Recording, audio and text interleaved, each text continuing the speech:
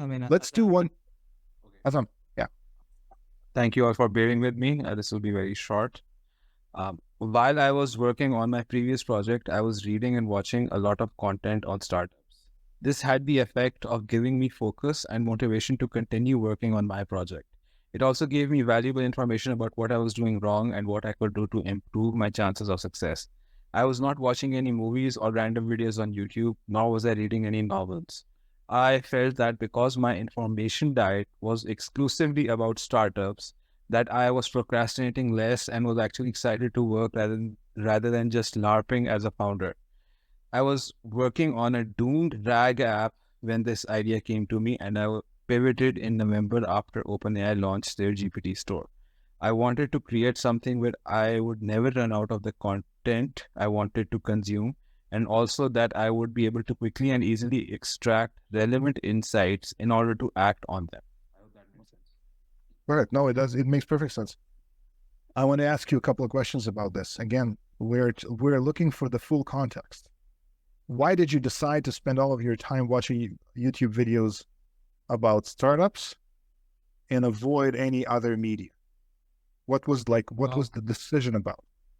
Because I had the tendency to procrastinate by, diving into a novel or, diving into some TV series or some movie or something like that, just wasting my time. I don't play a lot of video games, but that was my mode of procrastination. And, just because I was suffering so much, because I was having so much failure and, not going anywhere and was in a really deep pit, I just started, trying to, I felt that I wasn't smart enough on this subject. So I just started to educate myself. That's yeah. So if I kind of focus on what's going on here, you were trying to combat procrastination by doing something that is easy to do, which is watching YouTube videos, but on a select topic.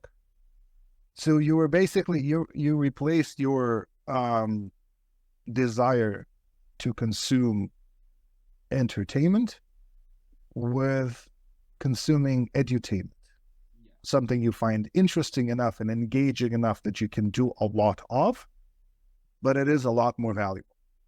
So that framing is very different, because if what you're offering is a cure for procrastination, that almost sounds like putting a book under your pillow to absorb information while you're asleep. That is a really powerful framing, because that makes it sound like you're offering studies without effort, because that is what you needed, because you were a procrastinator. I'm not saying it to judge you, we all are. I'm just saying it to just emphasize the fact you are a self-proclaimed procrastinator. You have a tendency to consume without value, and you wanted to redirect yourself to something that is valuable. And in particular, the context in which you were trying to do that is that you were experiencing failure. Yeah. So your procrastination was at least in part based on your sense of failure. Because procrastination, at least in some cases, is our tendency to run away from our unpleasant emotions towards something that is pleasant, which builds up guilt, makes us feel even worse, and feeds our procrastination even worse. So the fact that you were able to redirect your attention to something that kind of felt like procrastinating, you're still sitting in front of a screen and watching videos, but now you don't feel guilty about it because it is related to what you're trying to do. Therefore, it relieves you of some of the power of procrastination, and in the process generates motivation to do things about your business. So you're potentially offering a solution for this really deep problem of entrepreneurship. Losing motivation, procrastinating, doing things that are invaluable, wasting time, getting angry at yourself, wasting even more time, and eventually giving up. And you're potentially offering a cure for that predicament for founders. For anyone. For founders.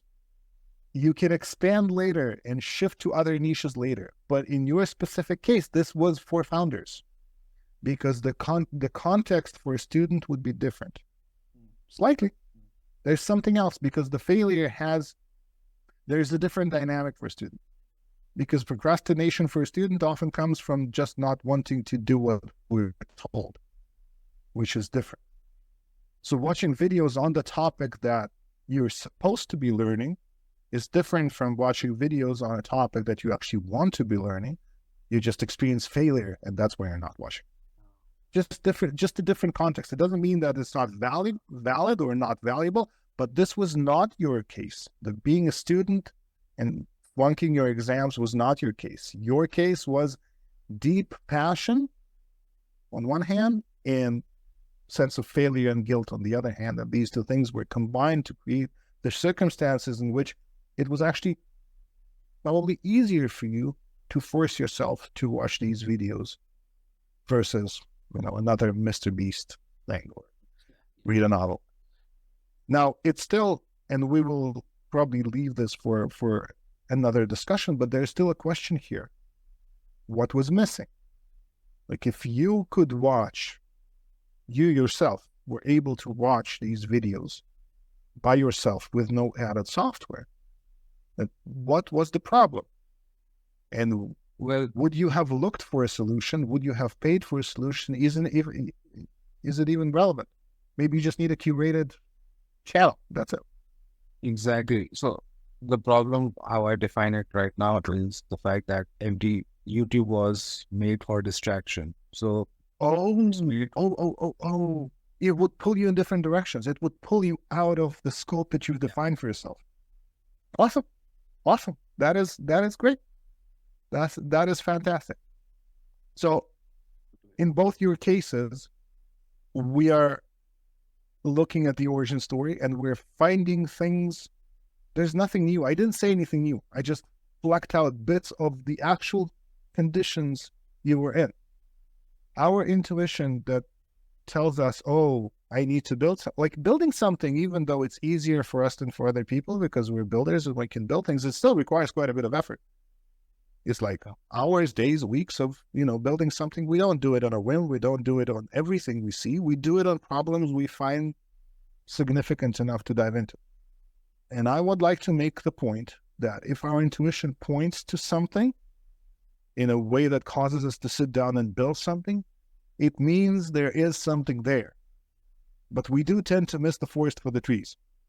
And we do tend to abstract that problem into something that is unrecognizable compared to what the original thing was. And this exercise is a way to avoid that. All right? So the title of this week was personal networking, and we didn't talk about this at all. The reason we didn't talk about this at all is because there is not a lot to talk about. But once you've identified your origin story and the niche that kind of naturally arises from that origin story, you can now find people like that you know. And the reason I'm fairly confident you can find people like that you know is that this is your story. Therefore, there is a good chance that you know people like that as well. As if you're a founder struggling with procrastination, you probably know founders who struggle with procrastination, or at least have some access to people like that. Yeah. The thing is, the founders like to put up this wall of certainty. I'm fine. Everything's good. Sure. So we'll get into that in a sec. CJ, you probably have access to other wholesale businesses in India around you. Yeah, I do. Okay. All right. I want to give you a piece of homework to all of you. Paul, Christian, we didn't talk about your stories. I imagine you do have them. If you want some feedback, just post them on Discord and I'll, brainstorm with you. Yeah. On those topics, because there's a little bit of brainstorming to do, like a little more questions to uncover actual conditions. So just post them on. Yeah. Okay. But I think you should have been able to see the kinds of questions I'm asking and what I'm looking for. What was actually happening? What were the circumstances? What needed to change in order for you to look for someone else to build it? or what would have needed to be different for you to be ready to pay for it? Okay, can I have a question regarding Yes, please. this? Just so, Sure. what is the generally like? If I was like trying to repeat this, what you just did to Azam and CJ, where do you try to get with these questions? Good question. Let me think about it for a second. I'm basically looking for a question like, why did you build it? Why wasn't what was already happening wasn't good enough for you? What in the circumstances of your life in that moment felt like this is not okay, this needs to be automated, this is not like, this is crazy, this needs to be easier, this needs to be simpler? What is it? And how much harder does it need to be for you to say, you know what, I'm not going to build it, I'm going to pay someone to do it? So it's two things. It's the why, and it's like, can we increase the pain to make it worth money? So in CJ's case, it's like, well, it can maybe send 40 messages manually, but sending 400, that would have been difficult. And in Azam's case, like, he managed with a rare show of discipline for anybody to stay on topic and to watch just startup videos, even though YouTube was trying to pull him away. So he was fighting discipline, and he wanted a solution that would help him avoid that fight, to just stay on topic. He was enjoying the startup videos, right? But then the Mr. Beast video pops up, and it's like, I should watch that for a little. And you don't want that. YouTube wants that because they can show you more ads, but you don't want that. And within the context of building a startup, it might actually be worth money to just shove these distractions out of the way. So the piece of homework that I would like for you to do is, based on your origin story and what you've identified, find someone in your network, one person, who seems like that. Then you tell them your story. You don't talk to them about the solution. You don't talk to them about the app you've built, or that you're even talking about building software. You only tell them about your story. When this and this was happening, I did this and this and this. Does this ever happen to you? Get a conversation going. I'm assuming these are people you know, socially or in a business context or somewhere. You just want to hear if people are experiencing something like that. Now, how much are you thinking you're going to procrastinate on this task? Is it like a hard thing that you will push off? Or is it something that's like, no, I think I'm going to send that email right now? I have a few ideas already. I could send out emails right now. Okay. Anybody feeling, Paul, I think your face is showing some hesitation. Well, it's just because I wrote another story for another project, which I like a lot more than the one for my current project also. But yeah, I have people that I could email for each of them. Yeah. The goal here, it doesn't matter which project it is. Yeah. Because the experience of sending that email and having that conversation is more important than the specific idea that you are focusing on. I would really like for you to have that experience, to see how easy it is. It's usually really easy to get into a conversation like that.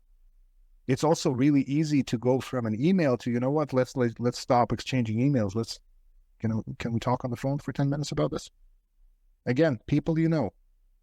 This is kind of the lowest rung, reaching out to somebody you know and talking about a common experience.